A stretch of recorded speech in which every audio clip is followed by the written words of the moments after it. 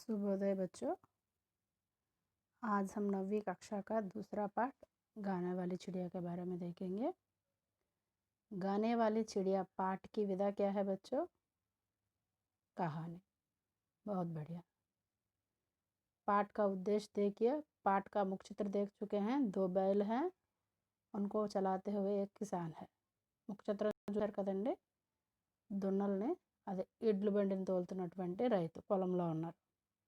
So ముఖ చిత్రానికి పాఠం గానే వాళ్ళ చిడియ పాడుతున్న పక్షి ఏంటండి సంబంధం? ఏముందన్నది కథలోకి మనం వెళ్తే తెలుస్తుంది. విధా కహాని అండి. అసలు ఇలాంటి పాఠం మీకు ఇవ్వడం గల ఉద్దేశం అంటే చూద్దాం ముందు. समाज में किसान व मजदूरों का भी महत्वपूर्ण स्थान है। वे हमारे जीवन के आधार हैं। इनके प्रति स्नेह, प्रेम, सहानुभूति आदि रखना और इनकी सहायता करना हमारा कर्तव्य है। इसके साथ साथ पशु पक्षियों का संरक्षण करना भी हमारा धर्म है. ఇదేంటండి ఉద్దేశం అంటే సమాజంలోని రైతులు, కూలీలు వీళ్ళకి కూడా మహత్వపూర్ణమైనటువంటి స్థానం ఉంది. వాళ్ళు మన జీవితానికి ఆధారభూతం. ఏం జరిగినా ఏదైనా మనం ఆహారం అనేది తీసుకోక తప్పదు కదండి. ఇన్కే ప్రతి స్నేహం, వాళ్ళ పట్ల ఎలా ఉండాలండి? స్నేహంగా, ప్రేమగా, సహానుభూతిగా ఉండటం అనేది, అవసరమైతే వాళ్ళకి సహాయం చేయడం అనేది మన యొక్క కర్తవ్యం. వాళ్ళతో పాటుగా పశు పక్షులను కూడా సంరక్షించడం అనేది మన ధర్మం. అవి అంతరించిపోతున్న కొలది వాటి మీద ఆధారపడుతున్న జీవరాశులు అంతరించిపోతాయి. వాటికన్నా పైన ఉన్నటువంటి మనం మాట్లాడటం, ఆలోచించడం జ్ఞానం కలిగిన మనం కూడా కాలక్రమేణా అంతర్ధానం అవ్వాల్సి వస్తుంది. కనుక మనకు ఆహారాన్ని ఇస్తున్నటువంటి ఈ రైతుల్ని, ఆహారం పండించడానికి యోగ్యమైనటువంటి సహాయ సహకారాలు అందిస్తున్నటువంటి మిగతా జీవరాశులను కూడా రక్షించడం అనేది మన బాధ్యత. అయితే కథలో ఏముందన్నది చూద్దామండి. पहले मैं पढ़ूंगी, सुनिए। एक राजा था, वह बहुत ही सुंदर महल में रहता था। उसे अपने महल पर बहुत गर्व था। संसार के कोने कोने से यात्री देखने आते थे। यात्रियों ने अपने यात्रा वर्णन में महल की सुंदरता के बारे में कई बातें लिखी। उन्होंने एक गाने वाली चिड़िया के बारे में भी लिखा था। यह चिड़िया महल के पास वाले जंगल में रहती थी और बहुत मधुर स्वर में गाती थी. ఏక రాజాత, మనం చెప్పుకుంటాం కదా ఎప్పట్లాగా అనగానగా ఒక రాజుగారు ఉన్నారని. అలాగే మన కథలో కూడా ఒక రాజుగారు ఉన్నారు. వహ బహుత్ హీ సుందర్ మహల్ మే రహతా థా. అయితే మన రాజుగారు అందమైనటువంటి భవనంలో ఉండేవారు. ఎంత అందమైన భవనము అంటే, ఉసే అప్నే మహల్ పర్ బహుత్ గర్వ థా. రాజుగారు తన మహల్ను చూసి గర్వించేటటువంటి అందమైనటువంటి మహల్. సంసార్ కే కోనే కోనే సే యాత్రి మహల్ దేఖ్నే ఆతే తే. ఎంత ప్రసిద్ధి చెందింది అనుకుంటే, సంసార్ అంటే ప్రపంచంలో మూల మూలల నుంచి, అంటే వివిధ ప్రాంతాల్లో ఉన్నటువంటి దర్శనీయ స్థానాలు చూడటానికి ఎలా అయితే అందరూ వెళ్తారో అలా ఈ మహల్ని చూడటానికి కూడా యాత్రికులు వచ్చేవారండి. यात्रियों ने अपने यात्रा वर्णन में महल की सुंदरता के बारे में कई बातें लिखी.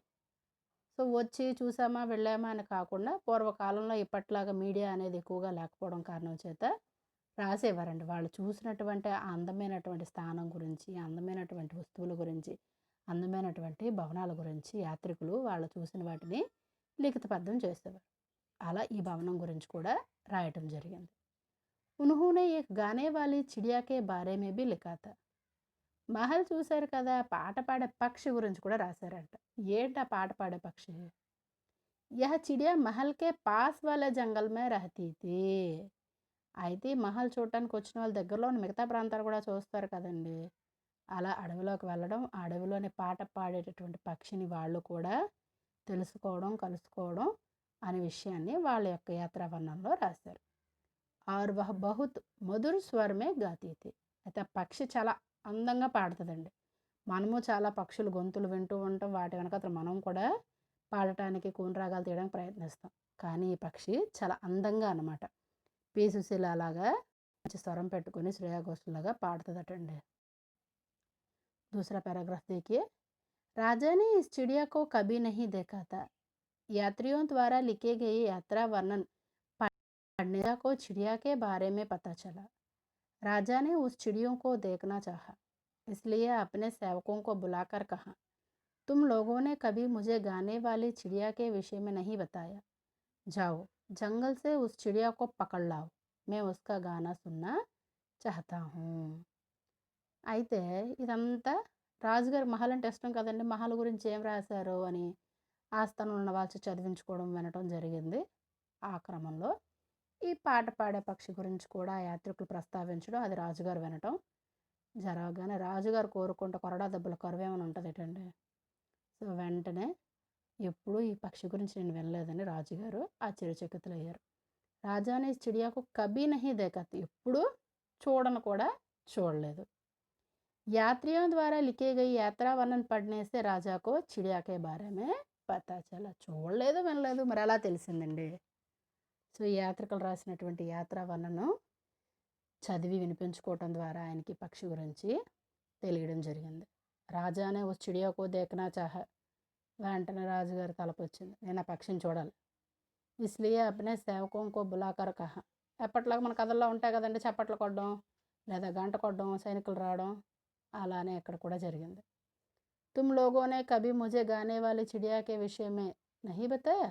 పిలిచి, ఏమయ్యా మీరు నాకేం చెప్పలేదు, పాట పాడే పక్షి అడవిలో ఉందని, చాలా బాగా పాడుతుందని, ఏం అలా జరిగింది అడగడం. జాओ జంగల్ సే ఉస్ చిడియాకో పకడ్లావు, వెళ్ళి ఆ పక్షిని తీసుకుని రండి అని చెప్పి ఆజ్ఞాపించడం. రెండు ఎటవటన అయిపోయండి.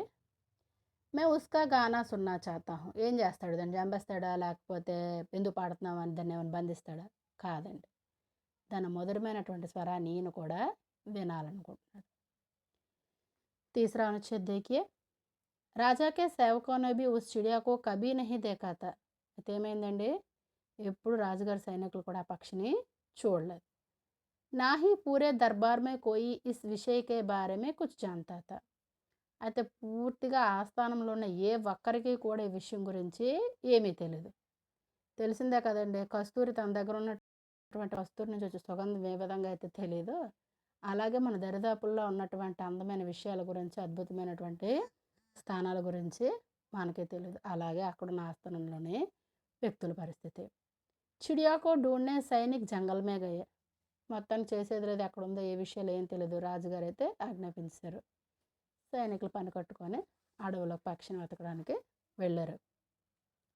ఢూండితే ఢూండితే ఉన్హే ఏక్ లడ్కీ మిలి. వెతకగా వెతకగా ఒక 8, 9 ఏళ్ళు ఉన్నటువంటి వయసులో ఉన్న ఒక చిన్నపిల్ల కనపడ్డదండి.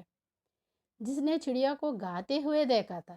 అందులో ఇంకొక అద్భుతం ఏంటండి, ఆ 10 ఏళ్ళ 12 ఏళ్ళ పిల్ల ఎవరైతే ఉన్నారో ఆ పాప ఆ పాడేటటువంటి పక్షిని పాడుతుండగా చూసింది. గానే వాली चिड़िया का नाम लेते ही वह बोले, हाँ हाँ मैं जानती हूँ उस गाने वाली चिड़िया को. అడుగుతాం కదండి, అడవిలో కోతిని, కుక్కని, మేకని, పుల్ని అడగలేరు కదా. సో మాటలు వచ్చిన పిల్లని అడిగారు. నాకు తెలుసు తెలుసు, మీరున్నారు కదా, మీరు ఏదైనా అడిగితే తెలుసు తెలుసు వెంటనే చెప్తారు కదా. అలాగే ఆ పిల్ల కూడా నాకు తెలుసు, నేను చూశాను, నాకు కనపడ్డది అని చెప్పి చెప్పడం మొదలుపెట్టింది. ఓహ్ వా కితనే మధుర స్వరమే గాతే హై. ఎంత బాగా పాడుతుందో తెలుసా మీకు అని సైనికుల్ని ఇంకా ఊరిస్తుంది. जब मैं यहाँ से काम समाप्त करके संध्या समय घर लौटती हूँ तो वह मुझे रास्ते पर अपना मीठा मीठा गाना सुनाती है. సో పూర్వకాలంలో కదండి, ఇప్పట్లా గ్యాసులు, కెరసిన్ స్టవ్లు, కరెంటు స్టవ్లు అట్లాంటివి ఉండేవి కాదు. అడవుల్లోకి వెళ్ళి చిన్న పెద్ద అనేం కాదు, అందరూ కూడా అవకాశం ఉన్నప్పుడల్లా వెళ్ళి కట్టెపుల్లలు ఏరుకోవడం, కందమూలలు ఏరుకోవడం, ఆహారానికి సంబంధించిన ఏవైనా ఆహార పదార్థాలు లేదా సుగంధ ద్రవ్యాలు ఏమైనా దొరికితే తెచ్చి అమ్ముకోవడం, ఇట్లాంటివన్నీ చేసేవారండి. అందుకే పిల్ల ఏం చేస్తుంది అడవిలోనంటే అదండి, కట్టెపుల్లల కోసమో, ఏ జాంకాయల కోసమో, మామిడికాయల కోసం, అడవి సంపద కదండి, బోల్డంత ఉంటుంది, తెచ్చుకోవడానికి వెళ్తూ ఉండదనమాట. అలా వస్తున్నప్పుడు అలసిపోతాం కదండి, నడిచి వెళ్తాం. ఇప్పట్లో సైకిళ్ళు, మోటార్లు, బస్సులు అలాంటివి ఏమి లేవు అప్పుడు. అందువల్ల అలసటను తీర్చడానికి ఈ పక్షి పాట పాడేదంట తనకి చక్కగా. ముందే అనుకున్నాం కదండి, సంగీతం ద్వారా మనం ఎంత బాధనైనా మర్చిపోయే అవకాశం ఉంటుంది. అలాగా ఈ అమ్మాయికి ఆ పక్షి ద్వారా సంగీతం విని అలసట తీర్చుకునేటటువంటి సౌఖ్యం ఉందండి. లౌటితి అంటే తిరిగి రావడం అండి, అడవిలోకి వెళ్ళి తిరిగి రావడం. ఇస్సే మేరీ సారీ తకాన్ దూర్ హో జాతీ హే. తకాన్ అంటే అలసట అండి. సో నడవడం వల్ల కానీ, ఏదైనా పని చేయడం వల్ల కానీ, అలా ఊరకనే కూర్చున్నా కూడా అలసిపోతామండి మీలాగా. సో అలాగా అలసిపోవడం వల్ల వచ్చినటువంటి అలసట అంతా కూడా ఆ పక్షి పాడిన పాట వినటం వల్ల ఈ పాప విశ్రాంతి అనేది తీసుకునేది. సైనికోं के अनुरोध पर लड़की ने चिड़िया को आवाज़ दी. రిక్వెస్ట్ చేశారు, తల్లిదండ్రుల బంగారం కదమ్మా, రాజుగారు మాకు ఆ పక్షిని తెమ్మన్నారు, నువ్వు ఒకసారి ఆ పక్షిని పిలువమ్మా అని చెప్పి సైనికులు ఆ పాపని బ్రతిమాలగానే, మేరీ చోటీ సుందర్ చిడియా హమారే రాజా తుమారే మధుర్ సంగీత్ సున్నా చాతే హే. నా బంగారు పక్షి, నా బంగారు తల్లి, నీ అందమైన పాటని మన రాజుగారు వినాలనుకుంటున్నారు. క్యా తుమ్ ఉన్హే అపనా గానా సునానా చాహోగి. ఒక పాట అర్పించాలనుకుంటున్నావా అని ఈ పాప పక్షిని అడగటం జరిగింది. లడికీకి బాతే సున్కర్ చిడియా బోలి. ఎక్కడుందో బాగా పరిచయం ఉంది కదా, రోజు మాట్లాడుకోవడం, కలవడం, పాడడం జరుగుతుంది కదా. వెంటనే పక్షి అన్నది, మేరా సంగీత్ తో ఇన్ హరే భరే జంగలోं खेतों में अच्छा लगता है, फिर भी मैं राजा को अपना गाना అవశ్య సునావుంగి. నా పాట ఈ పచ్చని పొలాల్లోని, మొక్కల్లోని, అడవిలోనే బాగుంటుంది. సరే, అయినా సరే నేను రాజుగారికి తప్పకుండా నా పాటని వినిపిస్తాను అని చెప్పిందండి పక్షి. అయితే పక్షి వెళ్ళిందా? వెళ్తే రాజు ఏం చేశారు? పక్షి ఏం చేసింది? అయితే ఈ పక్షి పాడే పాటలకి రైతులకి ఏంటి సంబంధం అనే విషయాన్ని తర్వాత క్లాస్లో చూద్దామండి. ఇప్పుడైతే మీరు